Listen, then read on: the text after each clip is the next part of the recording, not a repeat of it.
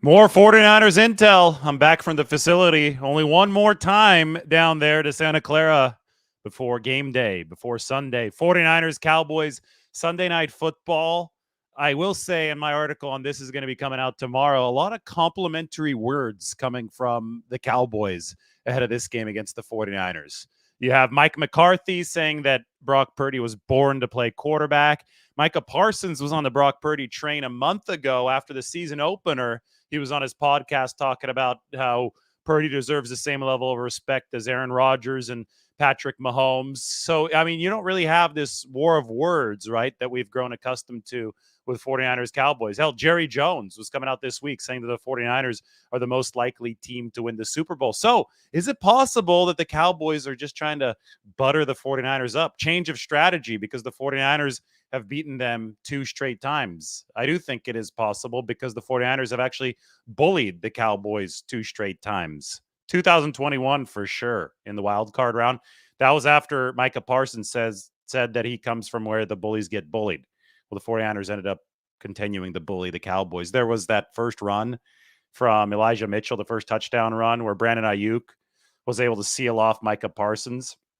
And then Parsons took a swing at him in frustration. Take a look at this right here. This is first and 10 rush rate and success rate on designed runs.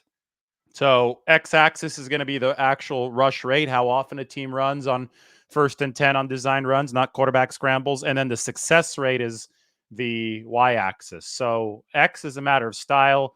Y is a matter of efficiency. So first we're going to look at Y, and you could see the 49ers and the Dolphins. Seahawks also running well on first and 10 this year, so keep an eye on them. But it's Miami with Mike McDaniel and the 49ers under Kyle Shanahan that have been the most successful rushing offenses on design runs on first downs, over 50% success rate. And the 49ers also running well above average on first down. So the story is what it's always been in 49ers Cowboys. Who can establish that run game first is going to be the team that's going to be in the control of proceedings. And the Cowboys, they haven't been able to establish a run game against the 49ers, especially last year they didn't.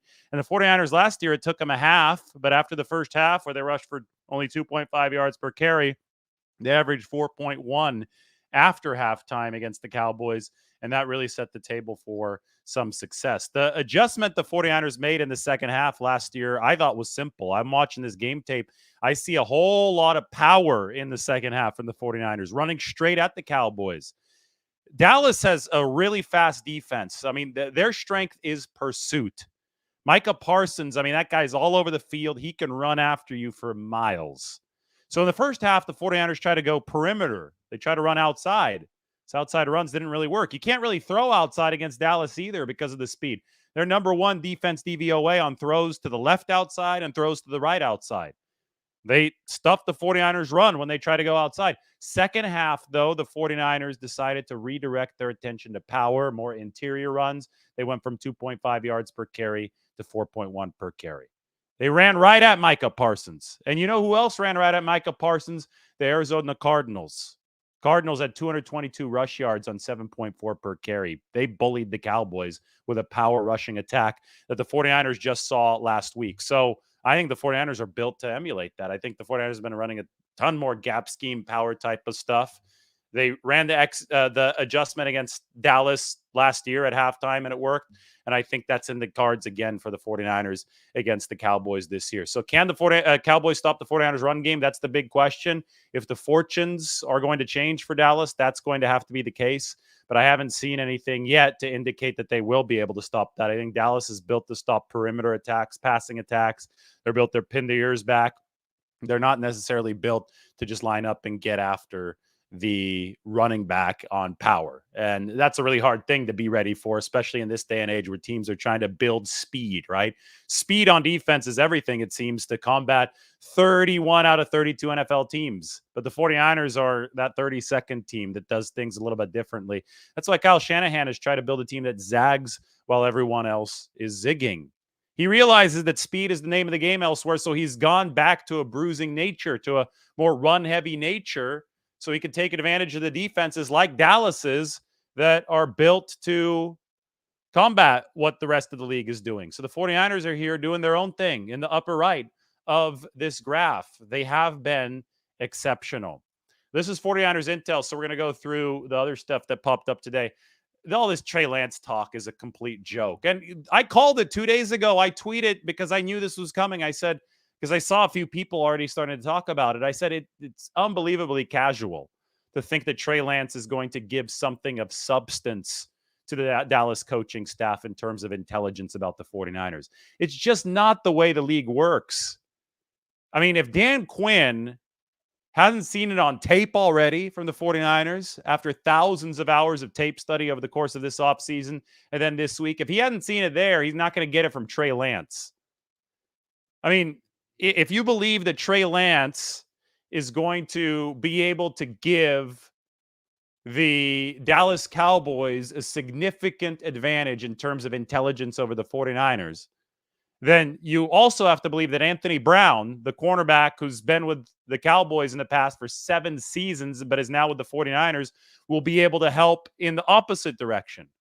You'd have to believe that every single player who changes teams in the NFL, which happens dozens, if not hundreds of times every single offseason, and then even into the season, you'd have to think that every single switch of teams would lead to some kind of advantage whenever that player plays his former team.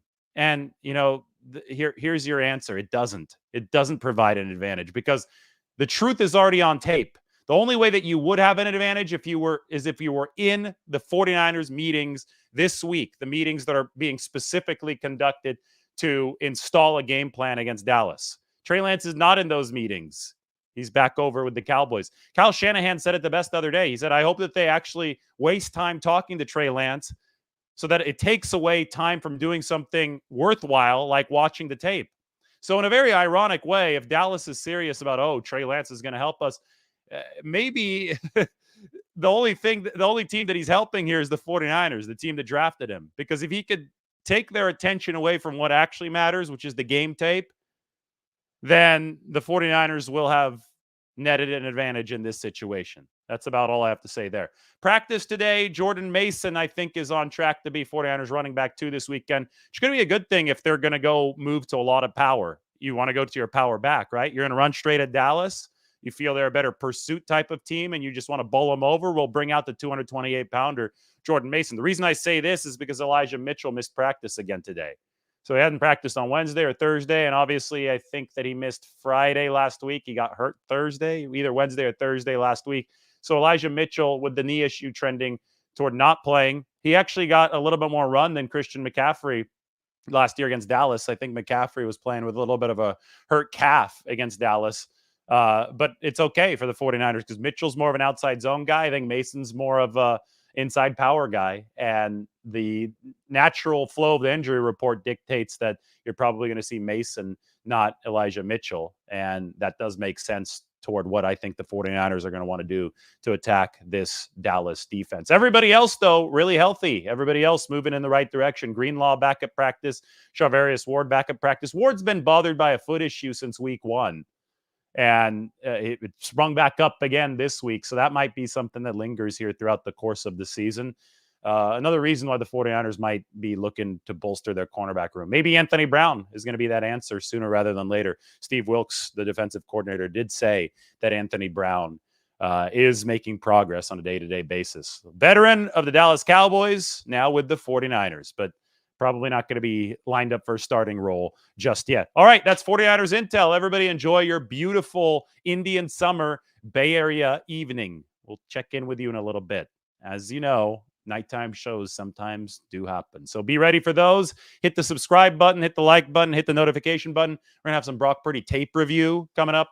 The Friday and Saturday before this game on Sunday, I'm going to pack with content. So make sure that you're following along and you're subscribed and you're ready to consume it all. All right, everybody have a good dinner. We'll talk to you soon.